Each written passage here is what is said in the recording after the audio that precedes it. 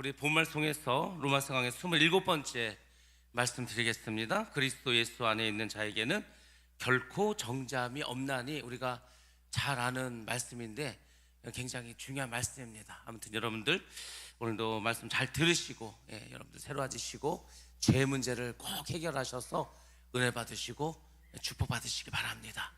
제가 좀 목이 쉬었죠? 쉬었습니다. 지난 주간에는 제가 월화수 3일 동안 김천에 있는 기도원에 가서 3일 금식을 하고 이렇게 왔는데, 이번 주간에는 월요일 날은 노예 감사가 있어서 의왕시에 가서 이제 감사를 받고 와서 저녁에 또 영어 성경 공부를 하고 끝나고 이제 또 목요일, 수요일이죠. 오늘 새벽 예배를 녹화를 하고, 그래서 화요일 날 새벽 예배 끝나고 좀 준비를 해서 경주에 있는 이제 그 기도원을 가게 되었습니다. 제가 강사로 가는 거라 집회를 인도를 해야 되고 해서 저녁 때 이제 말씀을 전하고, 어제 저녁에 말씀 전하고 오늘 새벽에 예배를 드리고, 근데 이 기도원은 오전에도 예배가 있고 오후에도 예배가 있습니다. 그래서 오전 예배도 드리고 점심 식사하고 또 오후 예배를 드리고 막 정신없이 왔습니다. 좀 전에 도착을 했습니다. 몸도 좀 피곤하고 한데, 사실은 제가 이번에 부흥회를 가서 집회를 가서 많은 은혜를 받았습니다. 제가 이제 생각나는 대로 여러분들에게 오늘 이렇게 소개를 해드릴 건데, 그런 것 같습니다. 우리가 때로는 좀 몸은 좀 힘들지만은 그래도 하나님을 정말로 한번 좀 뭐라고 할까, 진하게 한번 만난다고 할까, 은혜를 한번 제대로 한번 좀 맛보고 온다고 할까, 이런 시간 좀 필요한 것 같습니다. 물론 우리가 평소에 교회에서도 얼마든지 은혜를 받을 수 있는데, 또 교회에서 하는 거는 왠지 좀 별거 아닌 것 같아. 원래 집밥이 좀 그렇지 않습니까? 맨날 먹는 거고, 나가서 외식을 해야 뭐 좀 있는 것 같아. 하여튼 그렇습니다. 그래서 저도 이번에 나가서 이제 여러 또 목사님들 오시는 또 말씀도 들으면서 우리가 좀 하나님을 믿는 게 뭔지, 신앙생활 하는 게 뭔지, 우리 살아가는 게 뭔지 다시 한번 좀 생각하고 왔습니다. 아무튼 오늘 말씀을 전하면서 틈틈이 은혜를 나눌 거니까 여러분들이 오늘 말씀도 좀 잘 들으시기 바랍니다. 로마서는 총 16개의 장으로 구성되어 있습니다. 1장부터 11장까지는 교리에 대해서 나와 있습니다. 그러니까 이제 뭐냐면, 우리가 이제 기독교라는 종교를 믿는데 도대체 기독교가 뭐냐, 또 뭘 믿는 거냐, 뭘 믿는 거냐에 대한 문제를 다루는 게 1장부터 11장입니다. 우리가 뭘 믿습니까? 하나님을 믿죠. 하나님. 여러분들 하나님 믿으십니까? 하나님 믿으셔야 됩니다. 하나님 살아 계십니까? 하나님 지금도 역사하십니까? 믿음이 좋으면 확실하게 느낍니다. 하나님 함께 하신다고. 자, 그 다음에 예수님에 대해서 이제 또 우리가 알아야 됩니다. 예수님이 어떤 분인가를 아는 게 가장 중요합니다. 왜냐하면 그분이 우리에게 생명을 주시지 않습니까? 그분이 우리의 구세주고, 예수를 믿는 게, 그러니까 이 교회는요, 딴 말로 하면 예수교예요. 예수교고 그리스도교입니다. 그래서 기독교라고 하지 않습니까? 예수님에 대해서도 알아야 되고 성령님에 대해서도 아셔야 됩니다. 기독교의 어떤 본질, 우리가 예수를 믿는다면, 교회를 다닌다면 반드시 알아야 될 문제들, 바로 죄와 구원의 문제, 이런 것들이 1장부터 11장까지 나와 있습니다. 그럼 12장부터 16장은 무엇에 대해서 나왔을까? 너희가 이제 이렇게 해서 예수 믿는 것도 알았고 성령이 하는 일도 알고 너희들이 죄에서 죄사함을 받았다면 이제는 어떻게 살아가는 거죠? 성화의 단계로 넘어가라는 거죠. 예수를 믿는다면 이렇게 살아라, 그것이 12장부터 나옵니다. 실제적인 삶이요. 우리가 예수 믿는 거는요, 그냥 생각이 아니야, 사상이 아니야, 교리가 아닙니다. 예수를 믿는 것은 삶입니다. 삶 속에서 예수를 믿는 게 나타나야 됩니다. 그게 믿는 거라니까요. 그렇지 않으면은 그냥 다 껍데기만 믿는 거예요. 아무 의미가 없습니다. 자, 그래서 12장부터 16장 사이에는 성도로서 우리가 어떻게 살아갈 것인가, 성도의 삶은 무엇인가, 이것에 대해서 다루고 있습니다. 결론부터 말씀드리냐면요, 성도의 삶은 거룩함으로 살아가야 됩니다. 성결하게 살아가야 됩니다. 겸손하게 살아가야 합니다. 그럼 되는 거예요. 그럼 여러분들이 하나님께 칭찬도 받고 면류관도 받을 수 있습니다. 자, 근데 이 교리 부분인 9장, 10장, 11장은 사실은 이스라엘의 구원의 문제를 다루고 있습니다. 이스라엘의 구원에 대해서 말을 하고 있기 때문에 실제로는 교리에 대한 언급은 로마서 8장까지입니다. 로마서 8장까지 들으면 이제 여러분들이 기독교 교리는 이런 것이구나 라는 것을 알 수가 있습니다.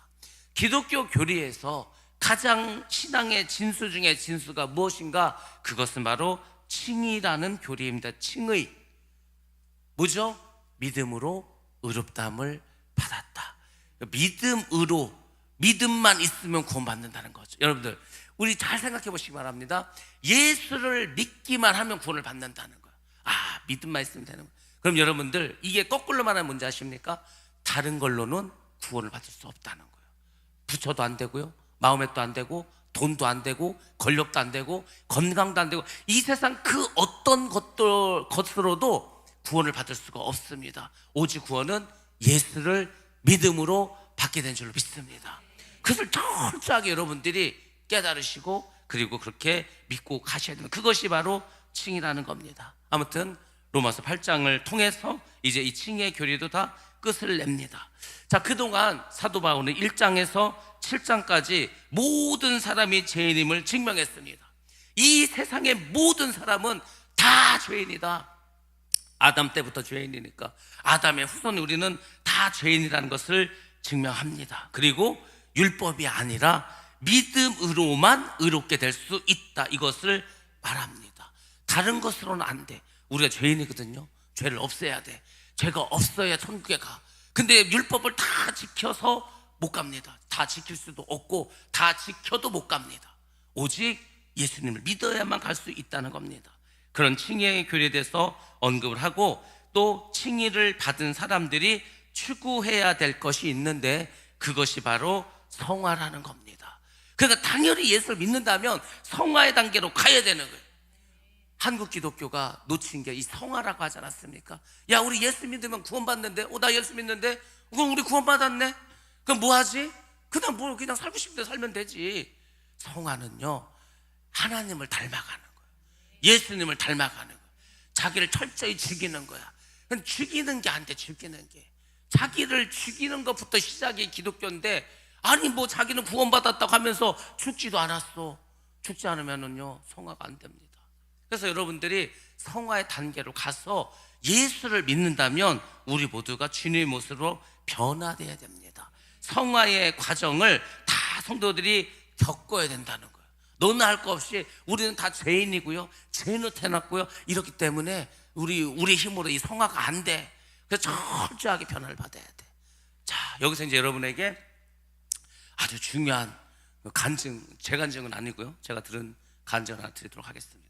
우리의 죄가 얼마나 많은가, 제가 말씀드리지 않았습니까? 우리의 죄는요, 우리가 상상하는 것보다 훨씬 더 많습니다.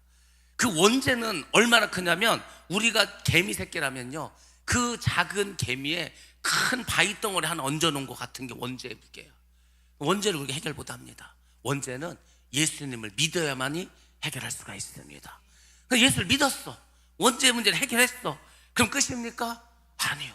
우리는 또 자범죄라고 해서 우리가 세상을 살아가면서 또 죄를 졌습니다. 뭔 죄를 이렇게 많이 졌습니까? 예, 하루에도요 5만 가지 죄를 짓습니다. 생각으로도, 입술로도, 마음으로도 계속 죄를 져. 그걸 해결 또 안 하잖아요. 그러면 계속해서 쌓입니다. 오늘 이제 오후에 그 집회 오신 그 목사님 있는데 참 신기하죠. 이분이 우리 노예에 올 4월 그 당회 때, 노예 때 처음 들어오셨어. 근데요, 신기하게 최근에 그분을 가는 데마다 다 만나는 거예요. 7월 달인가 우리가 남산에서 건국회 예배가 있었거든요. 우리 대한민국 건국회. 근데 제가 거기를 하여튼 오라 해서 갔어. 근데 그분도 거기 왔다는 거야. 그래서 저를 봤대. 저는 모르는데. 그 다음에 또 어디서 봤냐? 뭐 봤더니요, 이분이 총회에 오셔서, 우리 총회 뭐 9월 달에 하지 않았습니까? 총회에서 또 만났어. 좀 신기하죠? 그리고 또 이분을 어디서 봤냐? 예, 우리가 노예 감사할 때도 만났어. 또 밥도 같이 먹었어. 그리고 이번에 집회에서 또 만났습니다. 아니 뭐 갑자기 이분을 계속 만나. 근데 이분이 어떤 분이냐면은 굉장히 유명한 분이야, 사실은. 뭐 되게 유명해. 하여튼 뭐 이름만 말하면 사람들이 그 목사님 어떻고 막 얘기를 많이 해. 뭘로 이렇게 유명한가 했더니, 이분이 아주 특별한 복을 받았습니다. 특별한 복. 어떤 특별한 복을 받았냐면, 여러분들한테 이런 분이 있나 모르겠지만 이분이요 100만 원을 가지고 안산 시아호에 가서, 시아 그쪽에 가서 교회를 이제 세웠어. 100만 원밖에 없었어.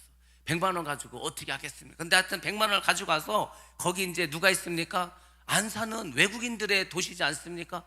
그래서 외국인 노동자들 자녀들 뭐 혼자 사는 편부모 뭐 해가지고 하여튼 그런 아이들을 다 데려다가 이제 목회를 했어. 힘들게 어렵게 이렇게 했습니다. 그러다 이분이요 어떻게 늦둥이를 낳았어. 41살에 늦둥이를 낳았어. 그 늦둥이가 이제 이번에 대학을 갔는데, 아무튼 그 늦둥이를 낳았는데 이제 원래는 그런 거예요. 이제 자기가 돈이 있으면 이걸 어떻게 찌울까 했는데 돈이 없어서 찌우지도 못하고, 돈이 없어서 잘 키울 것도 힘들 것 같고, 그런 와중에 이분에게 고모가 있었다는 거예요. 고모한테 가가지고 자기가 이제 이렇게 애도 낳고 했는데 좀 힘들다고 했더니만 고모가 그러냐고, 그럼 내가 너에게 돈을 좀 줄 테니까 일단 차를 하나 사라는 거예요. 차를. 그래서 이제 차를 사라고 고모가 돈을 줬습니다. 여러분은 얼마를 줄 겁니까? 조카가 이렇게 막 애도 낳고 막 이렇게 해서 먹고 살기 힘들다고 하면 차 사라고 얼마 줄 거예요? 중고차 사라고 한 300만 원 줄라나? 1000만 원? 2000만 원? 이 고모가요 1억을 주면서 벤츠 사라고 그랬다는 거예요. 1억을 주면서. 그래가지고 이분이 1억을 받아서 1000만 원을 11조 하고 9천만 원을 가지고 있는데 벤츠를 살라고 봤더니 비싸. 그래서 6,500만 원짜리 중고 벤츠를 사고 나머지는 기름값도 해야 되고 세금도 되니까 가지고 있었다는 거예요. 그러면서 이제 고모가 그런 거야. 야, 내가 차를 사줬으니까 너 내가 좀 필요할 때 전화하면은 와서 좀 자기를 이렇게 데리고 다니라는 거예요. 그래서 그걸 좀 했다는 거예요. 그래서 조금 하다 보니까 이제 애가 조금씩 이제 커지는데 뭐 없어, 분유값도 없어. 그러니까 고모가 또 야 그러냐? 그럼 내가 너 그 조카 그 저기 뭐 분유값 쪽으로 좀 줄게. 그래서 돈을 줬습니다. 얼마 줬을까요? 분유값을 얼마 줍니까? 분유값, 여러분 분유값 얼마 줄까 조카한테? 이 고모가요 분유값으로 1억을 줬습니다. 1억을. 그러니까 그냥 여기는 단위가 1억 단위요. 그래서 하다가요 이 고모가 돈은 많은데 자식이 없어. 고모가 죽으면서요 이분한테 다 상속을 했어. 주의 종이라고 세상에. 근데요 이분이 그 얼마를 받았다는 얘기는 안 하더라고. 근데 상속을 받았기 때문에 자기가 세금을 내야 될 수밖에 없었다는 거예요. 그래서 상속을 받아서 낸 세금이 얼마인지 아십니까? 얼마 정도 될 것 같아? 세금 받은 거 말고 세금으로 1000만 원? 그러면 간증 안 해. 그런 거 가지고 뭘 1000만 원 가지고 86억을 받았어. 86억을 받은 게 아니고 세금을 86억 냈어. 그럼 받은 거는 대충 생각해도 100억대가 넘겠죠. 그래가지고 유명해 이 목사님이. 아무튼 어떻게 100만 원 가지고 시작한 분이 저렇게 됐을까? 막 부러움의 시선으로. 근데 이분이 뭐 돈 많이 받았다고 자랑하고 이러지도 않아. 그냥 근데 그 얘기를 하시더라고. 근데 사람들은 그것만 알아. 근데 이분이 오늘 간증하면서 그 얘기를 하더라고요. 자기가 그렇게 고모에게 뭘 이렇게 유산을 물려받기 바로 전에 이분이요 20일 금식 기도를 했다는 거예요. 20일 금식 기도를 하는데 금식 기도를 끝내기 한 이틀 전에 갑자기 막 이렇게 구토를 하고 토하더라는 거야. 토하는데 뭐가 나오냐면 노란 물이 나와. 노란 물, 똥물 같은 게 나오는 거야. 입으로 막 똥물과 노란 물이 나오는 거야. 그래서 엄청 고생을 했대. 그래서 자기 꽥꽥거리면서 그렇게 그걸 토해냈는데 성령께서 하는 말이 뭔지 아십니까? 이게 네 가장 깊은 곳에 있었던 너의 죄라는 거야.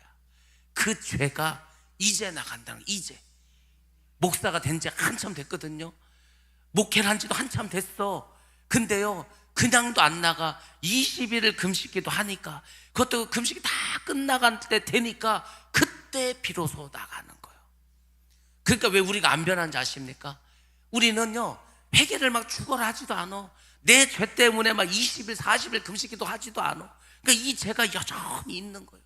오래된 죄가 나가지도 않고 조금 변한 것 같다가 또 옛모습으로 돌아가고 또 돌아가고 안 변하죠. 왜냐면은 그 내 깊숙이 있는 정말 나의 가장 오래된 죄는 안 나가는 거죠.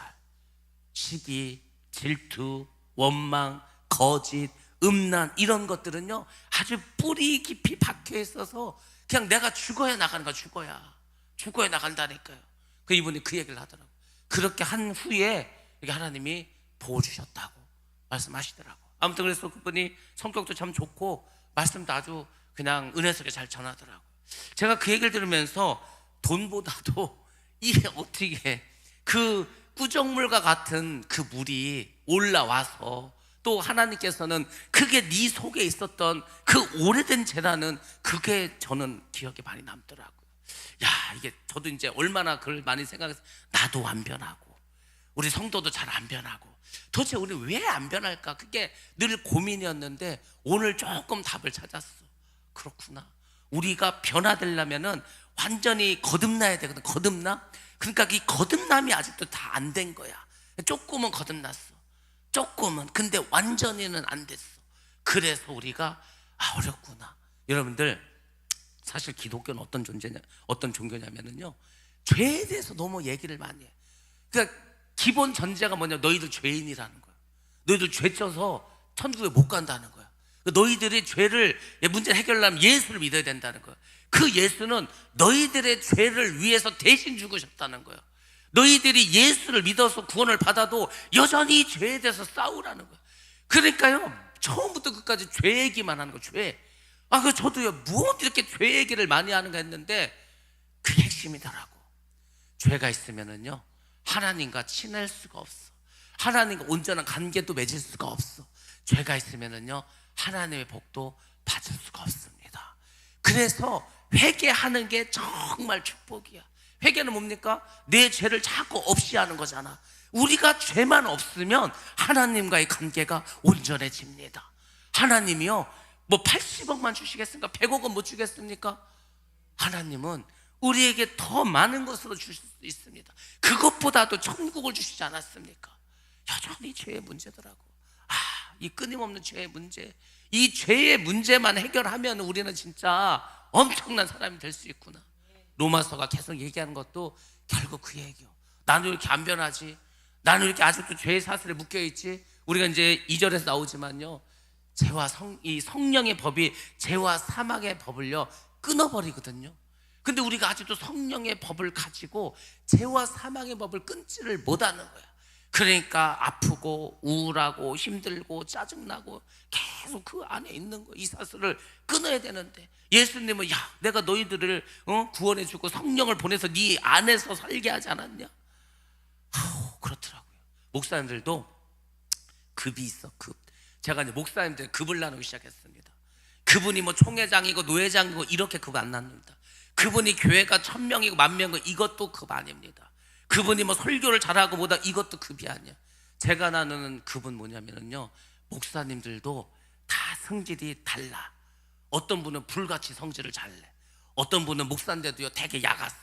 어떤 분 목사인데도 목사 맞아 싶을 그런 사람도 있습니다. 근데요 정말 겸손하신 분이 있어. 정말 잘 섬기는 분이 있어. 정말 다른 목사님들 맨날 목사님들 모여서 뭔 얘기 하겠습니까? 다른 목사님 막 뒤에서 막 호박씨 까고 있지. 그래도 듣기만 하고 뭐 반응도 안 한 분이 있어. 그분들이 1등급이요. 그렇더라고요. 근데 그분들의 얘기를 들으면요 다 뭐가 있는지 아십니까? 죽을 병에 몇 번 걸렸다든지, 아니면은 죽음의 문턱에 갔다 왔다든지, 아니면 하나님을 엄청 세게 만났어. 그러니까 그런 목사님들은 변하더라고요. 그렇구나. 우리가 인생의 많은 핍박과 연단을 받으면은요 진짜로 사람이 다듬어져. 근데 그게 없는 사람들은요 여전히 그냥 뭐가 날이 서 있어. 여전히 가시가 있어. 여전히 다른 사람 막 공격하고 막 다른 사람 힘들게 하더라고요. 목사 세계도 그런데 우리 성도들 다 마찬가지지 않습니까? 달고 달아가지고 그냥 둥글둥글해져야 되는 거예요. 그때까지 계속해서 죄와 싸우고 회개하고 나를 죽이고 해야 됩니다. 그러면 하나님 보실 때 그 사람을 기뻐하는 겁니다. 하나님이 우리에게 원하는 게 뭔가를 보니까 다른 게 아니더라고요. 하나님이 우리를 보실 때 하나님이 기뻐하셔야 됩니다. 여러분의 자녀가 있어. 그러면 어떤 놈은 말도 잘 안 듣고, 어떤 놈은 맨 그냥 돈만 갖다 쓰고, 어떤 놈은 맨 사고만 치고, 이런 자식도 있고요. 어떤 자식은 그렇게 착할 수가 없어. 그냥 살아도 참 내 자식은 다 이쁜데 이게 막 효도도 하고요, 너무 착하고 막, 그럼 얼마나 더 이쁘겠습니까? 하나님도 마찬가지요. 하나님 우리를 보실 때 하나님 나를 보고 하나님이 기뻐하시는 사람이 돼야 됩니다. 그 사람이 복된 사람이라는 거예요. 그게 성화의 단계라는 겁니다. 그러니까 여러분들이 예수를 믿고 구원을 받았다면 반드시 거듭나시고 성화의 단계로 변하셔서 계속해서 성령으로 변화되시기 바랍니다. 생명의 성령의 법이 죄와 사망의 법을 끊어야 된다니까요. 예수를 믿는데도 여전히 끊지 못했다면 계속해서 영적인 갈등으로 살아갈 수밖에 없습니다. 그래서 로마서 8장에서는 하나님의 정죄하심이 없는 구원과 사랑으로 인한 승리의 확신, 이제 우리는 죄의 사슬에 끊어졌다, 사망의 법에서도 끊어졌다, 이제 우리는 하나님의 정죄함이 없는 구원과 사랑을만 살아가도 된다, 이거를 말해주는 게 8장입니다 8장만 잘 들으시기 바랍니다. 자, 오늘 본 말씀이 1절 말씀이었는데, 그러므로 이제 그리스도 예수 안에 있는 자에게 결코 정죄함이 없나니인데, 정죄함. 자, 여기서 이제 가장 중요한 게 정죄함이라는 말이겠죠. 정죄함이라는 말이 헬라어로 카타크리마라는 단어를 씁니다. 카타크리마, 이 무슨 뜻이냐면 이런 겁니다. 심판의 결과에서 오는 유죄 판결, 쉽게 말해서 결심 선고라는 거예요. 이제 판사가 야 다음 언제 뭐 몇 월 며칠 모여, 이제 내가 판결을 내리겠다. 그래서 판결을 내서 이 사람 뭐 징역 몇 년, 아니면 무죄, 아니면 벌금 얼마 딱 이렇게 내리지 않습니까? 그래서 재판정에서 이제 판사가 심판을 해. 근데 그게 유죄 판결을 받아요. 유죄 판결을 받은 것을 정죄함이라고 합니다. 근데 1절에서 뭐라고 했죠? 정죄함이 있다 없다? 없다라고 했습니다. 정죄함이 없다라는 게 왜 중요한지 아시죠? 여러분들, 정죄함이 없다는 게 최종적으로 뭘 말하는 거냐면 이겁니다. 이 세상에서가 아니라 우리가 다 죽었어. 아니, 다 하나님 앞에 갔어. 다 하나님의 심판대 앞에 갔습니다. 거기가 거기가 우리의 최종 선고하는 거야. 최종적으로 천국 가냐 지옥 가냐가 거기서 갈라지는 것입니다. 자, 그렇게 심판대 앞에 섰을 때 유죄 판결을 받지 않는다는 거예요. 이런데 여러분들이 하나님의 심판대 앞에 설 때 얼마나 떨리겠어. 내 잘못하면 영원한 지옥이고 잘하면 제 영원한 천국인데, 아니 그거 같이 중요한 데가 어디 있습니까? 근데 거기서 하나님이 너는 정죄함이 없나니, 이 순간이요 무죄가 되는 겁니다. 그러면 우리는 천국 가는 거예요. 대박이지 않습니까? 대박. 로또 되는 게 문제야. 로또 이런 거는 게임도 안 돼. 그 자리에서 여러분들, 우리는요 그 하나님 심판대에서 전부 다 무죄 판결을 받아야 되는 겁니다. 정죄함이 없어야 된다는. 근데 사도 바울이 담대히 말하지 않습니까? 뭐라고 했습니까? 그리스도 예수 안에 있는 자에게는 결코 정죄함이 없다고 합니다. 여러분들, 우리는 정죄함이 없는 줄로 믿습니다.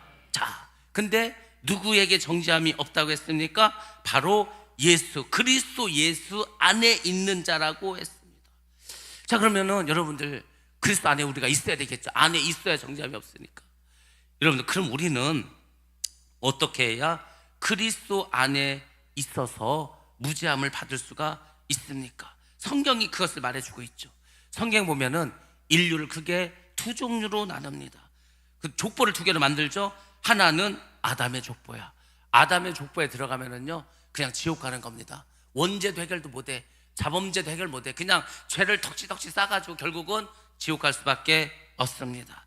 또 하나의 족보가 있죠. 두 번째 족보인데 바로 둘째 아담의 족보입니다. 바로 예수 그리스도. 그 예수 그리스도의 족보에 들어가면, 여러분들, 족보가 뭡니까? 족보를 다른 말로 하면 뭐예요? 족보는요 이름책입니다. 이름책. 족보 피면 뭐만 나옵니까? 이름만 나와. 그 사람 몇 년에 태어나고 몇 년에 죽고 산소 어디 있고, 그게 족보지 않습니까? 그러니까 우리가 첫 번째 아담의 족보에 이름이 있으면 다 지옥 가는 거야. 볼 것도 없습니다. 근데 두 번째 아담인 예수 그리스도의 족보책에 이름이 오르면 그거는 생명책인 줄로 믿습니다. 이름이 있어야 될 거 아니에요. 이름 없으면 다 소용없습니다. 나의 이름이 그 족보에 있어야 돼. 그게 예수 그리스도 안에 있다는 것입니다. 그래서 우리가 첫 번째 아담의 족보에서 두 번째 아담인 예수의 족보로 옮겨져야 되겠죠. 족보가 옮겨졌다는 것은 성이 바뀐 겁니다. 성. 다 맛이었어. 마귀의 자식이었어. 근데 하나님의 자녀 핫씨로 변하는 겁니다. 성이 바뀌는 거예요. 주인이 바뀌는 겁니다. 그리고 이제 신분이 바뀌게 되는 겁니다. 제가 이번에 가서 하나 배운 말이 있어. 사마귀. 사마귀가 뭡니까? 사마귀 뭐예요? 사마귀는요 사탄, 마귀, 귀신입니다. 사마귀를 물리치시기 바랍니다. 별거 아니요. 예수 안에 있으면은요 사마귀를 다 우리가 물리칠 수가 있습니다. 근데 여러분들, 우리가 예수님의 족보에 들어가면 이렇게 구원을 받을 수가 있는데 아무나 이 족보에서 저 족보로 옮겨질 수 있는 것은 아니라는 겁니다. 족보를 바꾸는 게 쉽습니까?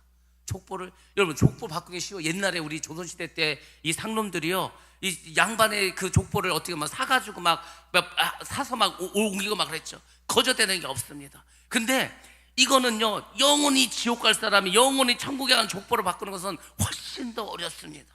돈으로도 안 됩니다. 신분 상승으로도 안 됩니다. 어쨌거나 이 족보를 바꾸려면은 반드시 해결될 것이 있는데 그게 뭡니까? 죄의 문제를 해결받아야 되는 거예요. 죄의 문제를 해결받은 사람은 예수의 족보로 가는 거죠. 예수를 믿었으니까. 그러니까 보시기 바랍니다. 기독교는요 전부 다 죄 얘기하는 거예요. 전부 죄 얘기야.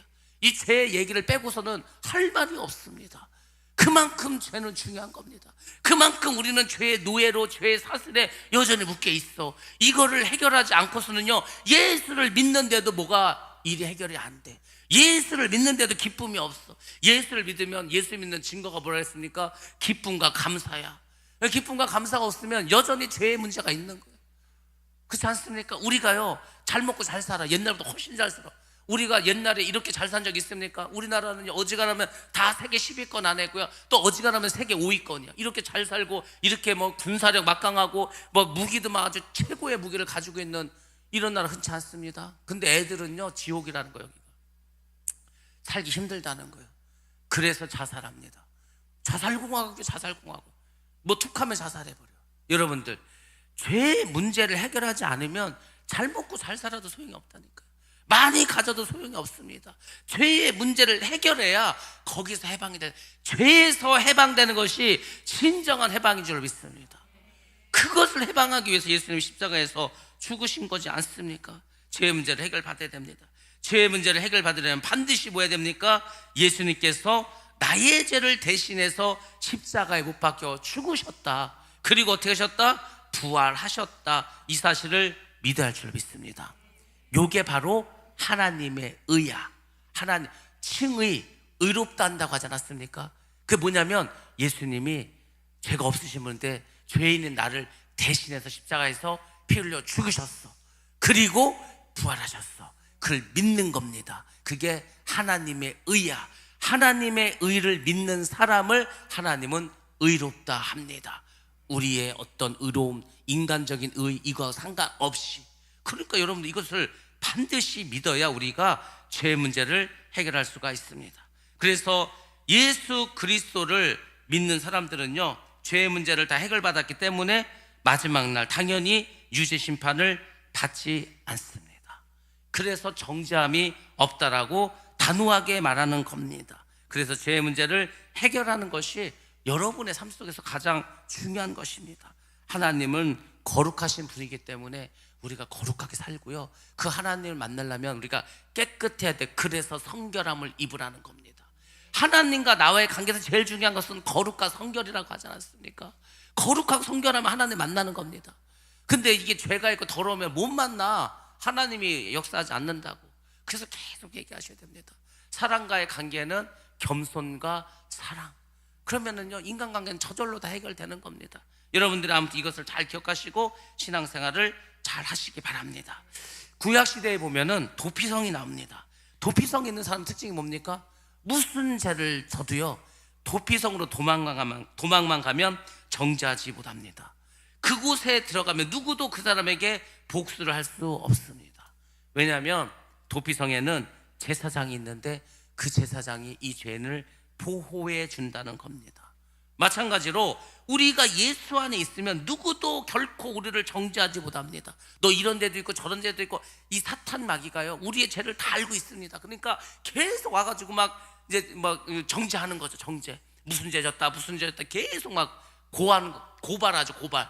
근데 예수님이 그거 내 피로 다 씻었는데, 내 피로 그거 다 닦아버렸는데, 내 피로 다 씻어버렸는데, 그러니까 뭐 어떤 죄를 졌다고 아무리 마귀가 와서 얘기해도 예수님이 다 그 피로 덮어버리기 때문에 그래서 정죄함이 없는 겁니다. 그러니까 예수님 피가 능력이 있는 거죠. 그 피의 공로에 의지해서 우리가 살아가는 것이 않습니까? 여러분들 그 피를 잘 믿으셔야 돼. 예수님은요 정말 좋으신 분이에요. 저는 하나님만 좋으신 분인 줄 알았어. 예수님도 좋으신 분입니다. 그 좋으신 하나님을 만나셔야 됩니다. 그 좋으신 예수님과 여러분들 동행하셔야 됩니다. 그러면 인생이 해피해진다니까요. 인생의 행복은 다른 데서 있는 것이 아니고 하나님과 동행할 때 우리의 행복이 있는 줄로 믿습니다. 회개하고 예수님을 믿으면 그리스도 예수의 피로 우리의 모든 죄를 사해 주신다고 했습니다. 현장에서 가늠한 여인이 예수님께로 왔습니다. 왔어. 근데 이제 어떻게 했습니까? 예수님께서 뭐라 했어요? 나도 너를 정죄하지 않는다. 나도 너에게 죄 있다 하지 않겠다는 거죠. 그러니까 사단도 우리를 정죄하지 못합니다. 사단이 정죄할 때 예수님의 피를 내세우면 됩니다. 그 피는 모든 죄를 없게 한다니까요. 없게 하는 거, 그냥 없어지는 거. 죄가 얼마나 대단한 피입니까? 여러분들, 우리가 그래서 열심히 죄와 싸워야 되는 거예요. 열심히 죄와. 열심히. 이번에 이제 그 어떤 목사님 설교하면서 그 얘기를 하시더라고요. 자기가 옛날에 교회인지 기도원인지를 했다는 거, 옛날에. 근데 이제 거기가 푸세식이요. 푸세식은 특징이 뭐냐면요, 거기에 사는 애들이 있어. 누가 삽니까? 푸세식 가면 구더기들이 사지. 구더기. 근데 그 구더기 때문에 너무 은혜를 받아서 그 푸세식 화장실에서 한참 울었다는 거예요. 한참 울었다고. 그 뭘 이렇게 은혜를 받았나? 그게 참 사람이 참 별것도 아닌데 그게 또 하나님의 그 어떤 마음으로 보면 신기한 거예요. 푸세식자에서 이제 가만히 보니까 구더기들이 계속 이렇게 벽을 타고 올라오더라는 거예요. 뭐 열심히 올라와, 꾸물꾸물하면서 올라와. 근데 신기한 게 뭐냐면 한참 올라다가 뒤를 살짝 본다는 거예요. 그러면 뒤를 보려고 벽에 딱 붙어 있다가 뒤를 보는 순간 어떻게 하죠? 몸이 떨어지는 거예요, 벽에서. 그럼 어떻게 해? 똑 떨어지는 거지. 똑 떨어지는 거야. 그러면 이제 또 떨어진 구더기가 또 어떻게 합니까? 또 그걸 또 겨우 올라오는 거야. 꾸물꾸물 하면서. 근데 그걸 보면서 마치 이분은 뭘 느꼈냐면은 자기 자신을 봤다는 거예요. 자기가 어찌하든지 좀 죄를 이겨가지고 죄를 안 짓고 살려고 꾸물꾸물 열심히 올라가다가 뒤를 한번 쳐다봐. 그럼 또 떨어져. 또 떨어지면은 다시 시작해야 돼. 그러니까요, 저 구더기 같은 민물도 저렇게 뭐 때문인지도 모르지만 크게 꾸물꾸물 이렇게 올라와서 하려고 하는데, 자기가 그 죄와 싸우면서 그렇게 어떻게든 이기려고 하는 그 모습을 가만히 생각하니까 너무 눈물이 나더라는 거야. 그게 뭔지 아세요? 그분은 그만큼 죄와 싸웠다는 거예요. 죄와 싸우지 않은 사람들은요, 그거 보고 아무 생각이 없어. 그러니까 은혜를 받는다는 것은 그 사람이 은혜를 받기 위해서 뭔가를 했다는 거예요. 금식을 했던지, 열심히 참았다든지, 열심히 죄와 싸우기 위해서 정말 뭐 피 터지도록 싸웠다든지, 뭔가가 했기 때문에 그런 것을 보고서 은혜를 받을 수가 있는 겁니다. 그래서 이제 저도 생각했어. 저도 요새 이제 그런 생각이 드는 거예요. 그전에는요, 뭔가 기도를 하면은 하나님이 그날 뭔가를 계속 말씀하시고 알려주시고 했는데, 요새는 별로 말씀을 안 하시는 것 같아. 그러니까 이렇게 하나님이 말씀을 안 주실까 막 그런 생각을 많이 합니다. 여러분들, 우리는 때로 그렇습니다. 하나님과 우리의 관계도 중요하고 나와 다른 사람의 관계도 중요합니다. 그러니까 모든 우리의 삶은 관계 속에 있는 거죠. 그 관계가 온전해야 되고, 그 관계가 은혜스러워야 되고, 그 관계가 서로를 사랑하는 그런 관계가 돼야 돼. 근데 마귀가요, 그 관계를 깨트립니다. 하나님과 나와의 관계도 깨트리고, 나와 다른 사람의 관계도 깨트리고, 그 사탄 마귀가 하는 짓이죠. 이간질 시키고 거짓말을 하게 되고 전혀 말도 안 되는 이상한 소문을 막 퍼뜨리고 뭐 그런 걸 마귀가 합니다. 그 마귀짓을 하는 사람들도 있죠. 전혀 있지도 않은 얘기를 막 하는 거예요. 전혀 저도 이렇게 가만히 있으면 뭔 얘기가 들려와. 근데 이렇게 들어보면은 나는 그런 말 한 적이 없는데 제가 그런 말 했다는 거예요. 그게 그 가짜뉴스죠. 가짜뉴스가 돌아. 근데 그 가짜뉴스는요 역사가 엄청나게 깁니다. 여러분 창세기 3장에 보면은 뱀이 와가지고 속이는 거예요. 근데 뱀이 어떤 가짜뉴스를 딱 이렇게 퍼뜨립니다. 이제 하와에게, 아담과 하와에게 뭐라고 하냐면, 야, 하나님이 이 동산에 있는 모든 과실을 먹지 말라고 했냐? 하나님은요 선악과만 먹지 말고 다른 거 다 먹어도 된다고 했거든. 근데 사탄 마귀는 모든 과일을 먹지 말라고 했냐, 가짜뉴스를 딱 터뜨립니다. 거기에 반응을 하시면 안 되는 거예요. 여러분들이 인격적으로 성숙하고 내 믿음이 깊어진다는 거는요 누군가의 말을 들었을 때 그냥 듣기만 하고 마셔. 반응을 볼 것도 없어. 왜? 다른 사람의 말도 들어봐야 될 거 아니에요. 이게 진짜인지 가짜인지 시간이 지나고 뭔가 좀 알아야 될 거 아닙니까?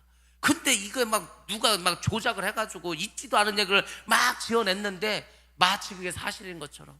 그래가지고 그게 이제 나중에는 뭐 여러 사람들 입을 거치니까 거의 사실처럼 돼버렸어. 그게 많습니다. 억울하게 죽은 사람도 많죠. 억울하게 죽은 사람의 피는요 하나님이 굉장히 심각하게 보십니다. 우리가 가인과 아벨 있죠. 그 가인이 히브리어로는요 카인입니다. 카인은 뭔가 얻었다라는 뜻을 가지고 있습니다. 얻었다. 아벨이 있죠. 아벨의 이름 뜻은 뭔지 아십니까? 숨, 호흡 이런 거예요. 여러분들 숨과 호흡은 히브리어에서 뭘 말합니까? 하나님께서 아담을 창조하시고 그 코에 생기를 불어 넣으셨죠. 그러니까 숨, 호흡은 생명이고 그것은 성령까지도 연결되는 겁니다. 그런 이름을 가진 게 아벨이었어. 근데 가인이 아벨을 죽이고 어디다가 숨겼습니까? 창세기를 안 읽어보셨어? 아니요. 어디다 숨겼어? 땅속에 숨겼어. 땅속에 숨겼는데 하나님은 그 땅속에 있는 아벨의 숨소리를 들으셨다는 거예요. 그래서 물어보잖아. 네 동생 어디 있냐고. 내 동생을 왜 나한테 찾냐고. 여러분들 우리가 성경을 잘 보면은요 하나님이 다 알고 계셔. 속이려 해도 속일 수가 없어. 여러분들 마귀는요 이렇게 아주 처음부터 우리를 속이면서 지금까지 온 거예요. 근데 여전히 우리는 마귀에게 속고 있습니다. 여러분들 속으면 안 돼. 이제 더 이상 이단에 빠진 사람도 다 속은 거예요. 여러분들 이 큰 이단들은요 드러납니다. 큰 이단들은 다 드러나기 때문에 뭐 신천지고 JMS고 뭐 하나님의 교회 다 드러나니까 눈에 보여. 통일교고 다. 진짜 문제는 뭔지 아십니까? 작은 여우들이 있어. 드러나지 않는, 이게 2단인지 3단인지 사입인지 모르는 애매모호한 데가 있어. 이런 데 괜히 잘못 들어가 버리면은요 자기도 모르게 이제 거기 물이 들어버리는 거예요. 그래서 내 영혼이요 점점 어려질 수 있습니다. 그러니까 여러분들이 어떤 말에 뭐 여기가 예수가 나타났다, 저기가 예수가 나타났다, 9월 23일과 24일 뭐 휴거가 일어난다, 아니다 이제 10월 달로 바뀌었다, 이런 데에 왔다 갔다 하지 마시고요 마음의 중심을 가지시고 말씀을 붙잡으시고 말씀대로 행하시기 바랍니다.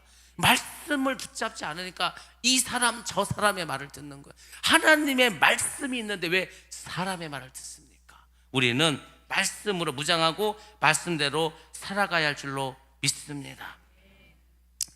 아무튼 우리가 예수님 안에 있으면 죄의 세력이 우리를 지배하지 못합니다. 육신을 따르지 않고 영을 따라 행하는 사람이 됩니다. 그렇게 영을 따라 살아가는 우리에게는 다시 율법이 우리를 정죄하지 못합니다. 그것이 성경에서 오늘 우리에게 주신 말씀입니다. 우리는 예수님 안에서 육신의 소원을 따르지 않고 성령의 소원을 따라 살아가야 합니다. 그러면 죄를 이기게 될 줄로 믿습니다. 죄를 이기는 건 다른 게 아니고 성령께서 주시는 말씀에 귀를 기울이면 됩니다. 근데 우리는 자꾸 내 옛날부터 나에게 있었던 그 귀신, 악한 마귀, 나의 그 옛 구습들, 거기에 자꾸 말을 들으니까 계속 죄를 짓는 거예요. 계속. 우리나라에 유명한 대도들이 있었습니다. 조세형도 있었고요, 유명한 깡패도 있었습니다. 누가 있었죠? 김태촌이 있었고, 또 누구 양은이파도 있었죠. 조양은. 이 사람들의 공통점이 뭔지 아십니까? 이 세 사람의 공통점, 이 사람들은요 그렇게 못된 짓을 하고 깡패 짓을 하고 도둑질을 많이 했는데 예수를 믿었습니다. 첫 번째 공통점. 두 번째 공통점 뭔지 아십니까? 이들은 신학교에 갔습니다. 세 번째 공통점 뭔지 아십니까? 이들은 천국을 돌아다니면서 간증을 했습니다. 마지막 네 번째 공통점 뭔지 아십니까? 이들은 나중에 또 죄를 짓고 감옥에 가기도 하고 죽기도 했습니다. 조세영은요 일본에 가서 도둑질해 갖고 걸렸어요. 여러분들, 우리가 사람이 그렇게 쉽게 변하는 게 아닙니다. 우리가 회개했다고 하죠. 거듭났다 그랬죠. 자기가 속는 거예요. 거듭나면은요 죄를 다시 지라고 해도 아주 판을 벌려줘도 못 집니다. 근데 이 사람들은 여전히 예수를 믿는다 하고 신학교를 가고 전도사 타이틀을 가지고 그렇게도 막 간증을 하고 돌아다니면서도 여전히 옛구슬을 버리지 못하고 결국은 다시 감옥 간다니까요. 그 사람들은 유명한 사람들이고 하니까 그런 거고요. 우리도 사실 다 마찬가지요. 우리도 죄를 회개했습니다. 나는 거듭났습니다. 나는 믿음을 가지고 있습니다. 나는 하나님의 자녀입니다 하면서도 여전히 우리는 죄를 짓고 있어. 왜? 아직도 이 죄의 구습들에서, 이 육신의 생각에서 다 벗어나지 못했어. 거듭났다고 했지만은 정말로 거듭난 게 아직 아니라는 거죠. 그러니까 여전히 우리는 계속 죄와 싸워야 돼. 많은 사랑 성도들이 죄 얘기하는 걸 싫어. 아이 뭐 맨날 교회 가면 죄 얘기만 하냐고. 좀 다른 얘기 좀 하라, 다른 얘기 좀. 그래가지고 목사님들도 죄에 대해서 얘기를 안 합니다. 그러면요 반드시 죄인들은 더 늘어나게 되어 있습니다. 죄의 얘기를 맨날 해도 죄를 짓는데 죄의 얘기를 안 하면은 얼마나 또 세상에 나서 죄를 짓겠습니까? 그러니까 정말 주님이 오셨을 때는, 하나님의 보좌에 갔을 때는요 이 죄가 그대로 다 나타나는 거예요. 회개도 안 한 죄가 산더미처럼 쌓여 있어. 그러면 자기도 천국 보내달라고 못합니다. 왜? 자기가 보니까 죄가 막 한참 쌓여 있어. 여러분들, 그래서 우리는요 이 죄의 문제를 늘 생각하셔야 돼. 이 죄의 문제 어찌하든지 해결하고요, 내 안에 있는 죄를 어찌하든지 끊어버리려고, 그래서 내가 예수를 닮아가려고, 성령 충만하려고, 그 성령이 주시는 소욕을 따라 살으려고요 끊임없이 가는 거예요. 신기한 거는요, 제가 말씀드렸죠. 여러분들이 생각할 때 나는 아직도 하나도 안 변한 것 같다 하지만, 제가 5년을 이렇게 여러분들 보지 않았습니까? 그 5년 동안 여러분들 알게 모르게 많이 또 변했습니다. 조금씩 은혜를 받고 말씀을 듣고 하다 보니까 또 조금씩 변했어. 앞으로 5년이 더 지나면요 더 많이 변하실 겁니다. 10년이 지나면 더 많이 변하실 겁니다. 그래서 여러분들이 주님을 만나고 하나님의 심판대에 설 때에는 우리 모두가 정말 예수님의 모습으로 변화되어서 거룩함과 성결함으로 주님 앞에 설 줄로 믿습니다. 그 소망을 가지고 살아가는 거예요. 나를 막 너무 막 자책할 필요도 없어. 원래 다 그래. 목사님들도 그래. 목사님 더 하다니까요. 여러분들이 어찌하든지 이 성령의 충만함으로 육신의 소욕을 이기면서 나가려 최선을 다하면 하나님이 도와주십니다. 우리는 예수님 안에서 육신의 소원을 따르지 않고 성령의 소원을 계속 따라가면서 은혜 속에서 살아가면 율법을 지킬 수 있습니다. 자, 이제 여기서 바울이 어떤 마음을 가지고 있었는지 우리가 살펴볼 필요가 있습니다. 다윗은 1장부터 7장까지 계속해서 죄의 법이 자신을 사로잡고 있다고 그렇게 고백을 했습니다. 하나님의 법대로 살아가지 못하는 것으로 인해서 사도 바울도 뭐라고 한지 아십니까? 나는 곤고한 자로다. 이 사망의 몸에서 누가 나를 건져낼 수 있으랴 하면서 자기 자신에 대해서 너무 자책하고 창피하고 괴로워하고 힘들어했습니다. 근데 지금 8장 1절에서 뭐라고 했습니까? 마지막 날에 우리가 예수 안에 있는 사람들은 무죄 판결을 받는다고 확신한다고 말했습니다. 얼마나 기뻤겠습니까? 여러분들 잘 생각해 보시기 바랍니다. 우리나라는 3심제입니다. 3심제. 1심 지방법원에서, 2심 고등법원에서, 3심 대법원에서 3번의 재판을 받을 수가 있습니다. 근데 1심에서 내가 패소해서 졌어. 그래가지고 이제 고등법원은 항소를 했어. 또 졌어. 이제 마지막은 대법원밖에 없어. 상고를 해야 돼. 자, 대법원으로 갔습니다. 근데 1심, 2심은 다 유죄로 나왔는데 세상에 대법원에 가가지고 무죄 판결을 받았어. 여러분들 그때 그 기분을 아시겠습니까? 모르시겠습니까? 우리가 재판을 하지 않았습니까? 1심 지고 2심 이기고 마지막 3심에서 이겼습니다. 그때 여러분 기뻐하셨습니까? 그 기쁨도 대단하죠. 교회를 다시 찾았으니까. 근데 여러분들, 우리가 하나님의 보좌 앞에서 무죄 판결, 최종 무죄 판결을 받았다, 이거는요 엄청난, 이걸 뭘로 설명을 해야지? 엄청나게 기쁜 일입니다. 여러분들, 그것을 소망하시고 죄와 싸워 이기시기 바랍니다. 이 세상에서 최종적인 무죄를 받아도 그 기쁨에 하늘을 찌를 텐데, 하나님 앞에서 영원한 무죄 판결을 받았다, 그 기쁨은요 이루 말할 수 없는 기쁨이라는 겁니다. 비록 우리가 지금은 죄의 법을 이기지 못해서 날마다 죄를 짓고 살아가지만, 마지막 날 하나님 앞에 서서 심판을 받을 때는 우리 모두가 너는 무죄다, 정죄함이 없다, 너는 하늘나라 직행이다, 이런 하나님 판결을 받으시기를 주의 이름으로 축원합니다. 그래야 천국 가는 거예요. 그래야 무죄 판결을 받아야 간다는 겁니다. 우리는 이 기쁨으로 신앙생활을 해야 됩니다. 힘들고 어려울 때마다 그걸 바라보시기 바랍니다. 그걸 소망하시기 바랍니다. 죄와 싸우기 너무 힘들어, 어떻게 맨날 죄와 싸우라고 이렇게 힘들게 할까? 그 하나님의 심판들을 생각해 보시기 바랍니다. 저도 막 너무 피곤한 것 같아. 너 내일도 새벽 예배도 해야 돼. 뭐 새벽 예배 뭐 맨날 있고요. 또 새벽 예배 못하면 녹화를 해야 되고, 어디 가려면 왔다 갔다 혼자 운전 다 해야 되고요. 다 모시고 다니고, 막 오늘도 오면서 너무 피곤해갖고 막 졸려 죽겠는데 잠을 못 자갖고 계속 4시간 자고 살고 있는데, 하나님 이거 뭐 피곤한데 어떻게 하죠? 막 계속 그래. 그러면 이제 하나님이 그러죠. 네가 그렇게 한다고 하지 않았냐고. 네가 원해서 하는 거 아니냐고. 그렇습니다. 원해서 하는 것도 있고요. 또 하나는 제가 전에 말씀드리지 않았습니까? 아도주수, 너의 살도 팔고 너의 피도 팔고 너의 뼈도 팔고 너의 생명도 다 팔아서 예수를 살아.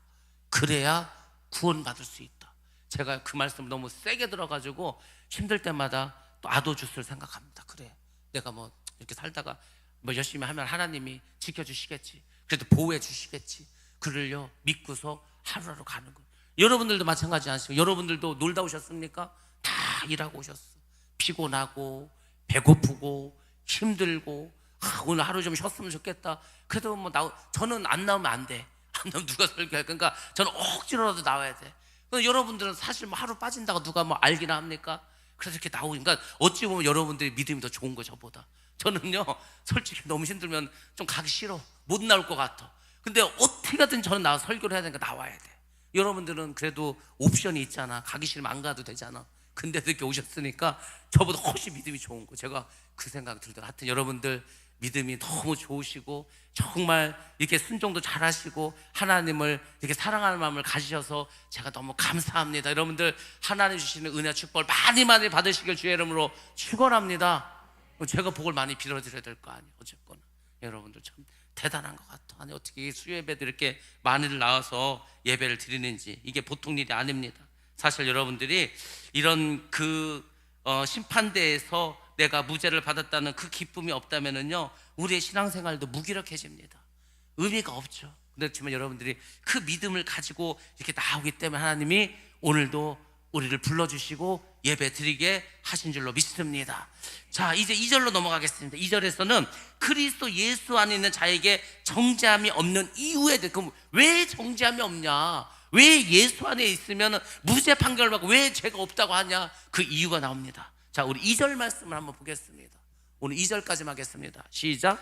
이는 그리스도 예수 안에 있는 생명의 성령의 법이 죄와 사망의 법에서 너를 해방하였습니다. 아멘. 아멘. 굉장히 중요한 말씀이지 않습니까? 자, 우리가 정죄함을 받지 않는 이유는 뭡니까? 생명을 주는 성령의 법이 사망을 주는 죄의 법에서 우리를 해방시켰기 때문이라는 것입니다. 죄와 사망의 법, 한마디로 이것은 율법을 말합니다. 성령이 오시기 전에는 율법이 모든 사람을 죄와 사망의 테두리 안에 가두고 왕노릇을 했습니다. 모든 사람은 다 율법을 어겨. 율법을 살 수가 없어. 그러니까 죄와 사망에서 벗어날 길이 없어. 다 죄인이야. 다 지옥 가야 돼. 근데 성령이 오셔서, 그 성령은 어떤 성령이라 말합니까? 생명을 주시는 성령. 제가 지난주에 기도원 가서 뭔 책을 봤다고 하지 않습니까? 그 책에 나온 게 이거예요. 성령께서 우리 안에 오셔서 하는 일이 크게 두 가지입니다. 반드시 기억하셔야 돼요. 예수님이 왜 그러지 않았습니까? 니고데모에게 야, 네가 물과 성령으로 거듭나야 된다, 이 말을 했죠. 어쨌든 거듭난다는 것은 뉴 라이프, 새롭게 태어나는 거지 않습니까? 생명을 갖는 거예요. 성령은요, 우리 안에 들어와서 죽어있는 우리 영에 생명을 주셔서 살리는 역할을 합니다. 그러니까 성령을 받으면 우리 영이, 죽은 영이 살아나는 거예요. 그러니까 하나님의 자녀가 되는 거죠. 성령은 생명을 가지고 있습니다. 호흡을 가지고 있는 거예요. 그 예수 믿는 우리는요, 다 살아있어요, 영이. 그게 생명의 성령의 법입니다. 그게 율법, 죄와 사망의 법을 물리친다는 거죠. 성령이 오시기 전에 이 죄와 사망의 테두리에 있었던 이 모든 죄들을 성령이 오신 후에는 어떻게 합니까? 율법이 그 자리를 내주고 말았습니다. 왜냐하면 법이라는 게요, 구법이 있고 신법이 있어. 그러면은 새로운 법이 옛날 법을 다 이기게 되어 있습니다. 율법은 옛날 법이죠. 성령은 새로운 법이죠. 새로운 법이 그 이전의 법을 다 물리친다는 겁니다. 율법이 폐해졌음에도 불구하고 여전히 율법에 매여서 산다면 성령으로 말미암아 누릴 수 있는 복을 누리지 못하는 거죠. 여러분들, 성령이 와서 죄와 사망의 법을 다 그냥 끊어버렸어. 율법의 모든 것을 다 끊어버렸어. 그럼 우리는 정말 기뻐하며 살아야 되겠죠. 다시 말씀드리면 리셋해야 돼. 리셋, 리번, 다시 태어나야 되는 거예요. 근데 예수를 믿는데, 성령이 와서 나에게 새로운 생명을 주셨는데도 여전히 예전대로 살아가는데, 그럼 뭔가 잘못된 거지 않습니까? 그런 경우도 있어. 죄도 안 짓는데 계속해서 별로 이렇게 기쁨이 없어. 그거는 뭐냐면 이미 내 안에 성령이 오셔서 내가 지금 살아나고 내가 지금 생명이 됐는데도 불구하고 여전히 율법에 속아가지고 율법을 막 거기에 막 빠져 사는 거예요. 우리가 예수를 믿고 은혜를 받으면 그 얘기를 많이 하지 않습니까? 저는요, 믿음이 별로 없는 것 같아요. 저는 어떻게 지옥 갈 거야, 이렇게 말하는 사람들 많죠. 그게 아니라고. 이미 예수를 믿고 죄의 문제를 해결받고 구원도 받았어. 근데 여전히 우리는 뭔가 마음속에 찝찝한 거야. 내가 진짜 그래도 난 죄 많이 짓는데, 나 지금도 여전히 거짓말도 잘하고 나쁜 짓도 많이 하는데 나 지옥 가는 거 아니야? 그게 아니라고. 그럼 자꾸 우리가 율법에 속는 겁니다. 성령께서, 여러분들이 정말 예수 그리스도를 믿는다면 그 성령께서 우리 안에 들어오셔서 영원한 생명을 주셨기 때문에, 거듭났기 때문에 다시는 죽지 않습니다. 회개하시면 되는 겁니다. 여러분들이 반드시 그 믿음을 가지고 살아가야 합니다. 성령으로 누리는 복은 넘치는 생명이 있습니다. 그럼 성령을 누구에게 주시겠습니까? 우리가 언제 성령을 받았습니까? 바울은 우리가 우리 죄를 위해서 죽으시고 부활하신 그 예수님을 그리스도로, 주인으로 영접했을 때 성령을 받았다고 말해주고 있습니다. 예수를 믿는 거예요. 나의 구세주로, 나의 죄를 위해서 죽으신 주인으로 모시면 전부 우리는 구원을 받을 수 있습니다. 로마서 8장에 보면 성령님을 여러 가지로 표현해주고 있습니다. 그리스도의 영이라고도 합니다. 하나님의 영이라고도 합니다. 양자의 영이라고도 합니다. 혹은 그리스도 자신으로 이렇게 소개를 하실 때도 있습니다. 성령님은 우리가 예수님을 그리스도로 영접할 때 우리에게 주시는 겁니다. 이제 우리가 성령의 충만을 받으려면 이제 어떻게 하면 되겠죠? 예수님을 우리의 주님으로, 그리스도로 영접하고 예수님을 하나님으로 높이는 생활을 하시면 됩니다. 예수님을 그 누구보다 높이는, 왕보다 높여야 됩니다. 부모보다도, 자녀보다도, 대통령보다도, 돈보다도 더 높으신 분으로 섬겨야 돼. 나의 자존심이나 명예보다도 더 예수님을 높여야 됩니다. 그러면 구원을 받는 거예요. 나는 다 하겠는데 내 자존심 못 버리겠어. 그건 아직 안 된 겁니다. 자존심도 버려야 돼. 반드시 하나님이 버리게 합니다. 왜? 내가 죽지 않고서는요, 나의 자존심을 꺾지 않고 나의 고집을 꺾지 않고서는 절대 예수님을 주님으로 모실 수가 없기 때문입니다. 자, 아무튼 우리는 예수님을 자신보다도 무엇보다도 소중히 여기셔야 됩니다. 마음을 다하고 목숨을 다하고 힘을 다해서 그분을 사랑하셔야 됩니다. 예수님을 경외하셔야 됩니다. 여호와를 경외해야 됩니다. 하나님, 이런 자에게 죄의 법보다 더 강한 성령의 법을 내려주실 줄로 믿습니다. 오늘 말씀 여기까지 전하고요. 아무튼 여러분들 잘 기억하시기 바랍니다. 나는 아직도 죄의 법의 아래서 기쁨도 없이 감사도 없이 뭔가 찝찝한 상태로 있는가? 이제 그것을 떨쳐버리시고 나는 구원을 받았다, 나는 심판대에서 무죄 판결받고 정죄함이 없다라는 선언을 이미 받았다, 그런 확신을 가지시고 믿음으로 살아가시기 바랍니다. 그 사람에게 하나님께서 하나님의 자녀가 되는 권세를 주시고 성령 충만케 하실 줄로 믿습니다. 그런 믿음의 사람들 다 되시기를 주의 이름으로 축원합니다.